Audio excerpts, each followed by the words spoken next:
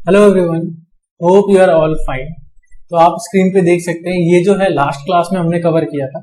हमने group data के लिए जो है डायरेक्ट मेथड से मीन निकालना सीखा था। हम सेम डेटा लेके, ये जो डेटा हमारे पास गिवन है अगेन मींस ग्रुप डेटा के लिए ही, हम इस बार डायरेक्ट के बाद नेक्स्ट जो है अज्यूम्ड मीन मेथड मीन निकालेंगे। ठीक है, तो हम पहले ये सही सेम डेटा लेके थोड़ा सा पहले स्टार्ट करते हैं, फिर मैं बताता हूँ कि हमारा क्या है।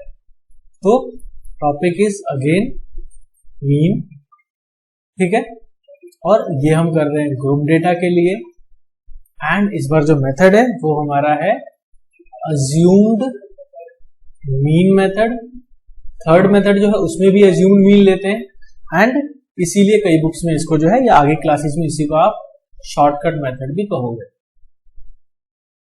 ठीक है, ये सेम मेथड है। इससे नेक्स्ट वाला जो मेथड है वो हमारा स्टेप डेविएशन है, और वो नाम फिर हर क्लास में सेम रहता है। अभी आप 10th में अज्यूम्ड मीन मेथड कह रहे हो, फिर उसी को शॉर्टकट मेथड कहोगे, तो ये सेम है हमारा।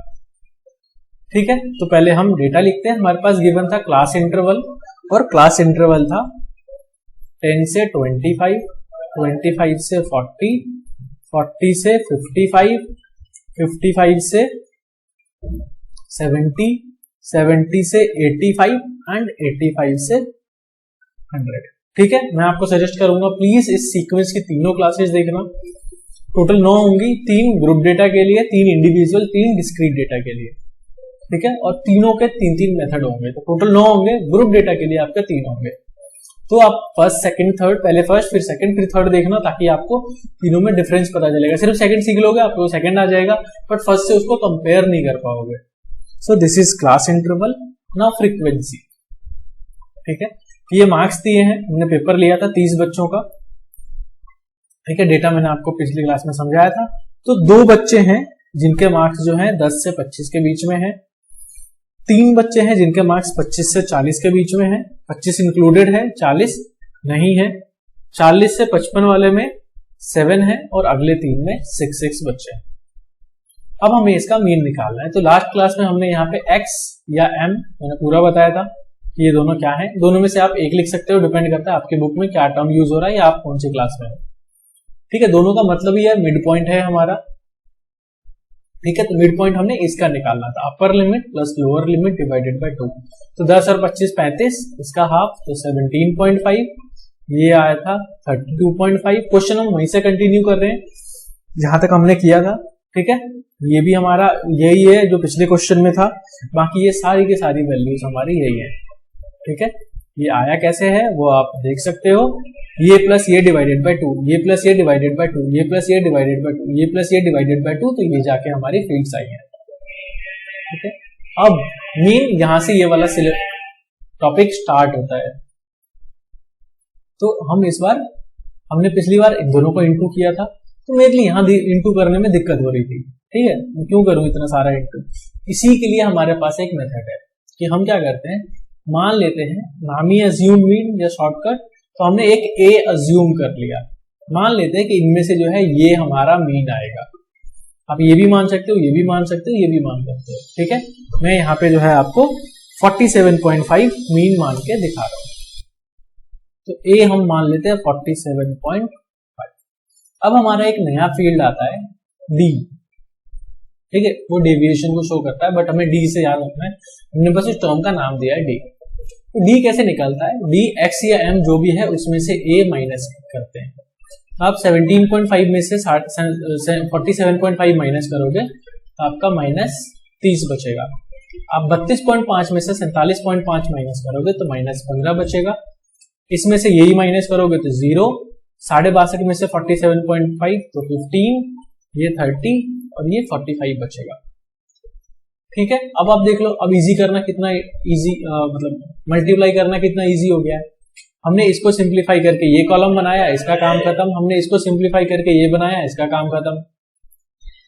तो अब हम जो है f को पहले m से करते थे, इस बार f को d से करेंगे। तो यहाँ जो कॉलम बनेगा वो होगा एफ डी। ये मेरा खत्म हो चुका है, इसका काम नहीं है, हम इसको इंटू करना है।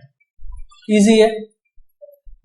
ठीक है, आप देख सकते हो, इसको इससे इंटू करना है, इसको इससे करना है 0, 6 को 15 से 90, 30 को 6 से 180 और 45 को 6 से जो है 45 90 ये आपका 270 आ जाएगा। अब आपका टोटल जो है वो हो गया 435। ठीक है, आप देखोगे आपका कैलकुलेशन काफी इजी हो गया अगर आप इस वाले से इसको कंपेयर करोगे तो। ठीक है, यही हमें ऐसी चीजें करनी है। एक और मेथड देखेंगे तब आपको एकदम क्लैरिटी आ जाएगी मुझे कब कौन सा मेथड यूज करना चाहिए। ठीक है, आपके पास ये एफडी आ गया। अब यहाँ पे आपका ये जो है सिग्मा एफडी है। ठीक है, और ये टेबल के नीचे लिखा हुआ है। अब हमारा फॉर्मूला पिछले में था कि x बार equals to sigma f x upon sigma f, कि एफ एक्स जो इंटू करके आया था उसका टोटल अपॉन एफ का टोटल। यहाँ ये वाला नहीं यूज होगा। ठीक है, यहाँ पे x बार का है। सिमिलरली वैसे ही जिसका टोटल किया है इंटू करके वो, तो sigma F D upon sigma F.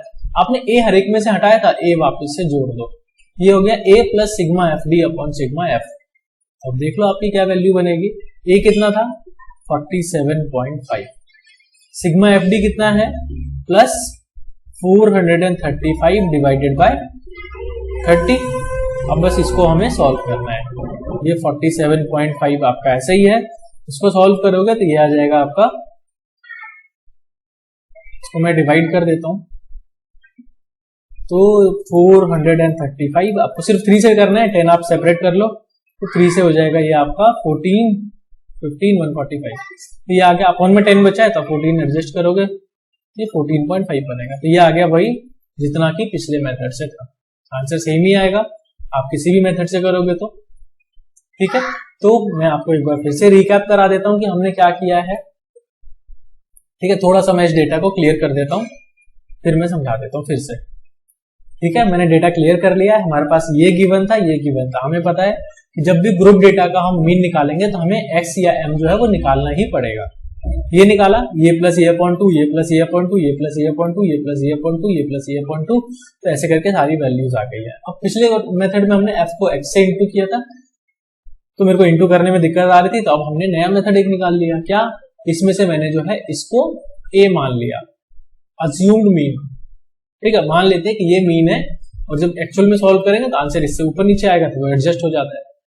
ये मेथड है, इसको मैंने मान लिया। आप इसको भी मान सकते हो, इसको भी मान सकते हो। फिर मैंने इसको इससे कंपेयर किया। मैंने यहाँ पे x में हर एक में से जो है a घटाया, x1 में से a घटाया तो -30, इसमें से 17.5 में से 47.5 तो -3, इसमें से 47.5 तो -15, इसमें से 47.5 0, इसमें से ये ऐसे सबको घटाया। अब इसका काम खत्म हो गया क्योंकि मैंने इसको सिंप्लीफाई करके ये बना लिया। इसका भी काम खत्म क्योंकि इसको सिंप्लीफाई करके ये बना लिया। अब जो इंटू करना है वो हमें f को, मैं यहां निशान लगाता हूं, हमें f को इस बार x वाले कॉलम से इंटू करना है। ठीक है, f को सॉरी d वाले से, ये बना fd, सबको इंटू किया, 2 को 30 से, 3 को 15 से, 7 को 0 से, 6 को इससे, 6 को इससे, 6 को इससे, ये सारा आया, सम लिया। अब ये कॉलम fd है तो सम सिग्मा fd होगा। ठीक है, और ये कॉलम f है तो ये हमारा सिग्मा f हुआ। किसी भी कॉलम का टोटल लेंगे तो सिग्मा साइन के साथ लिख देंगे। x बार हो गया a plus sigma fd upon sigma f। जितना हमने माइनस किया था वो जोड़ दे रहे हैं किसमें, सिग्मा fd अपॉन f में। तो 435 ये आया अपॉन में ये आया, इसको सॉल्व किया तो आंसर आ गया 62.5। सिमिलरली अभी हम सेम डेटा को लेके जो है नेक्स्ट वीडियो में नेक्स्ट वीडियो में जो है सेम डेटा के साथ हम नेक्स्ट मेथड से इसको करके देखेंगे। फिर आप देखना कि कैसे कैसे जो है जैसे इसे हम अलग अलग मेथड सीखते जाते हैं हमारा डेटा उतना इजी हो जाता है और कैलकुलेशंस कितनी आसान हो जाती है। ठीक है, आई होप ये मेथड आपको समझ आया हो, एज्यूम मीन मेथड, या कई जगह ये शॉर्टकट मेथड से भी लिखा होगा। 11th क्लास में नॉर्मली शॉर्टकट मेथड से यूज करते हैं और 10th में इसको एज्यूम मीन मेथड से हम बोलते हैं, और अलग अलग बुक्स में आपको अलग अलग टर्म्स में दिखाई देगा।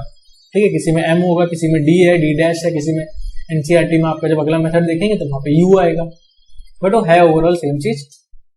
ठीक है, आई होप ये मेथड क्लियर आया है और नेक्स्ट क्लास में अब जो है हम सेम डेटा को नेक्स्ट से कंटिन्यू करेंगे नेक्स्ट मेथड से। Till then take care, keep learning and have a good day.